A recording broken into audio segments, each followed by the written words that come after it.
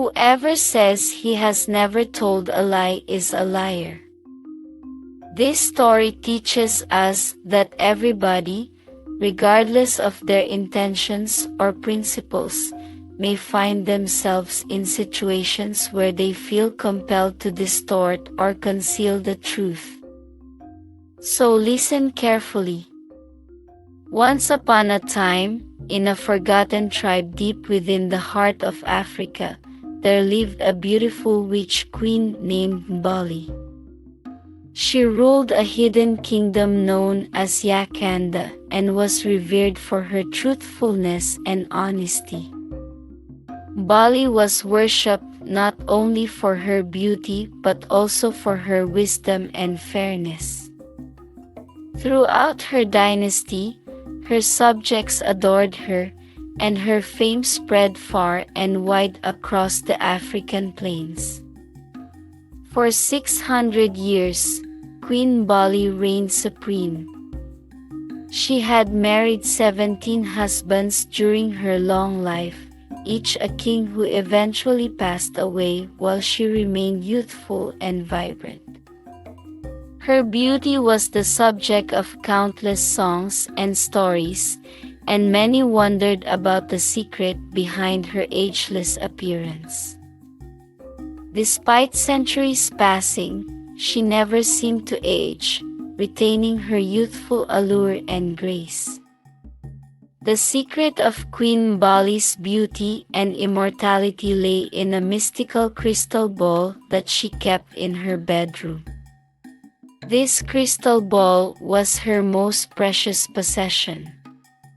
Whenever she chanted its mystical powers, it would make her young, beautiful, and irresistibly attractive. No man could resist her charms, and no one knew the true source of her eternal youth. One day, while one of her loyal servants, Zola, was cleaning the queen's bedroom, the crystal ball accidentally slipped from her hands and shattered on the floor. Zola's heart pounded with fear. She knew the crystal ball was the queen's most precious possessions and dreaded the consequences of her mistake. Frantically, she gathered all the pieces and tried to glue them together, hoping the queen would not notice. When Queen Mbali entered her bedroom and saw her precious crystal ball broken and glued together, she was furious. She immediately summoned all her servants. "Who broke my crystal ball?" she demanded, her voice icy with anger. Zola, trembling with fear, stammered, "Your Majesty, I think it was the cat. I found it scattered on the floor and I glued it together." Queen Mbali's eyes narrowed. "Is that so? Let the cat speak." With a wave of her hand, the queen used her powers to make the cat speak. The cat, now endowed with speech, looked at the queen and said, "My queen, she is lying. It was Zola who broke your crystal ball." Caught in her lie, Zola fell to her knees, tears streaming down her face. "Your Majesty, I am so sorry. I was afraid of your wrath. Please forgive me." But the queen's anger was not easily appeased. "You lied to me, Zola. For this, you shall be sentenced to death." Zola continued to plead, but Queen Mbali's heart was hardened. She ordered her guards to take Zola away, and the next day, the queen made the incident a topic of discussion in her court. The grand hall of the court was abuzz with whispers and murmurs as Queen Mbali took her throne. She looked over her courtiers, her eyes burning with the memory of Zola's betrayal. "Has any one of you ever lied to me?" she asked, her voice echoing through the chamber. The courtiers exchanged nervous glances, but responded in unison, "No, Your Majesty, we have never lied." However, one of the Queen's prime ministers, Cato, remained silent. Queen Mbali's piercing gaze fell upon him. "And you, Cato? Have you ever lied to me?" Cato hesitated before replying, "Your Majesty, everyone lies sometimes. I have spoken a lie to you in the past. I believe there is no harm in telling a lie that does not harm anyone." The Queen's anger flared. "You dare to admit this in my court? You are expelled from your position, Cato." Cato bowed his head in shame and left the court. Despite his expulsion, he was deeply troubled by Zola's impending execution. Cato was deeply worried about Zola, who had been sentenced to death. He pondered for a long time, trying to find a way to save her. After much thought, determined to save her, he decided to seek help from a wise sorceress named Nina who lived in the wilderness. The sorceress listened carefully and revealed the secrets of the Queen to Cato, the source of her powers. Her beauty and her immortality are given to her from the crystal ball, Sorceress Nina said. "Please, wise sorceress, how can we save Zola?" Cato pleaded. "How can we stop the Queen from killing her?" Nina nodded thoughtfully. "I understand. The Queen's crystal ball is powerful, but its magic can be replicated. Here, take this crystal ball. It is identical to the Queen's. Tell her it can restore her youth and beauty, but it can only be chanted in a secret place by someone who has never lied." Cato took the crystal ball, his heart filled with hope. He thanked Sorceress Nina and hurried back to Yakenda. The next morning, Cato returned to the Queen's court. Queen Mbali's eyes blazed with anger when she saw him. "Why have you returned, Cato? I expelled you from this court." "Your Majesty, please listen to me," Cato implored. "I have something very important to tell you." Reluctantly, Queen Mbali allowed him to speak. Cato presented the crystal ball and explained, "Yesterday evening, while on my way home, I met a sorceress who gave me this crystal ball. She said that if we place it in a secret place and chant it, she told me it has the power to make one youthful, beautiful, and immortal when chanted. Should we try it and see if the sorceress was right or wrong?" Queen Mbali was stunned by Cato's encounter. She remembered how she had obtained her original crystal ball through a similar encounter.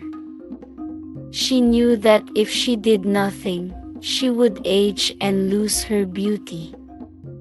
She agreed to try the new crystal ball and ordered her courtiers to gather in the secret chamber for the enchantment.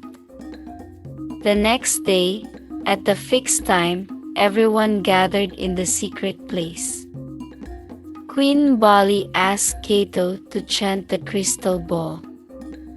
But Cato said, "Your Majesty, the sorceress instructed me that the crystal ball will work only if chanted by a person who has never told a lie." That is why I cannot chant it. Please, order one of your advisors to chant the crystal ball." Queen Mbali turned to her courtiers and asked, "Whoever has never lied in his life, chant the crystal ball." But no one stepped forward. Then the queen understood that all his courtiers are liars, and Cato was right when he said that everyone had lied at some point. Seeing the hesitation, Cato handed the crystal ball to Queen Mbali. "Your Majesty, no one here is completely truthful. You should chant the crystal ball." Even Queen Mbali hesitated. She feared the consequences that might come with the crystal ball if she dared to defy the rules. Finally, she confessed, revealing her secret. "No, I have also lied in my youth. There was a time I was caught cheating on my husband, King Baku. One of the king's spies saw me and reported my affair to the king. The king couldn't believe it and he summoned me to tell the truth, but I lied. The king, sensing my deceit, went to a witch who gave him a mystical crystal ball. The witch told him to make me swear upon the crystal ball. If I was lying, I would die, but if I was truthful, the king would die. I was unaware of the consequences of the crystal ball and was about to take the oath, but I couldn't bear the burden of my lies. So, I spoke the truth while taking the oath before the palace elders and the king. My husband died in my very sight.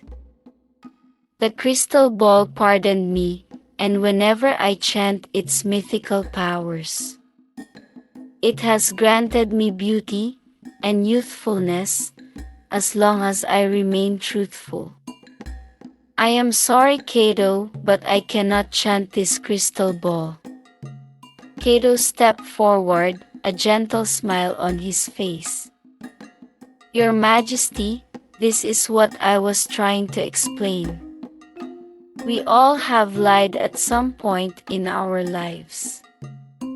But sometimes, a lie confessed and repented does not deserve punishment. If the crystal ball had not spared you for your repentance, you would not be here today. So, why won't you spare Zola for her repentance?"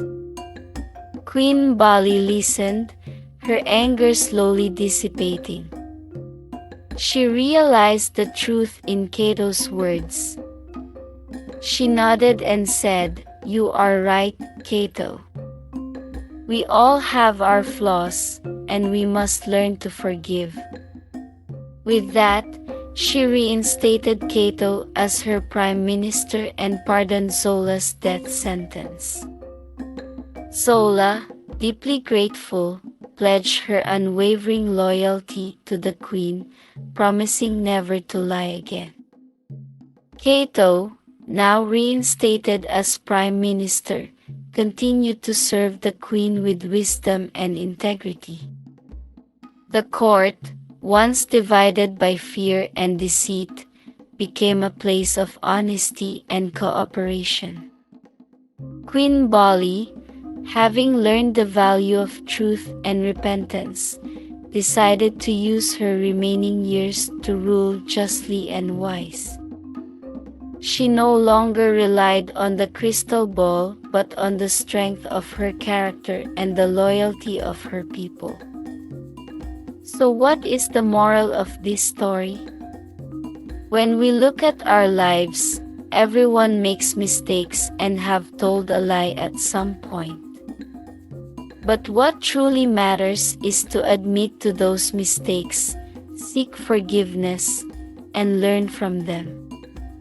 True leadership and respect come from honesty, forgiveness, and the strength of character, rather than relying on superficial powers or appearances.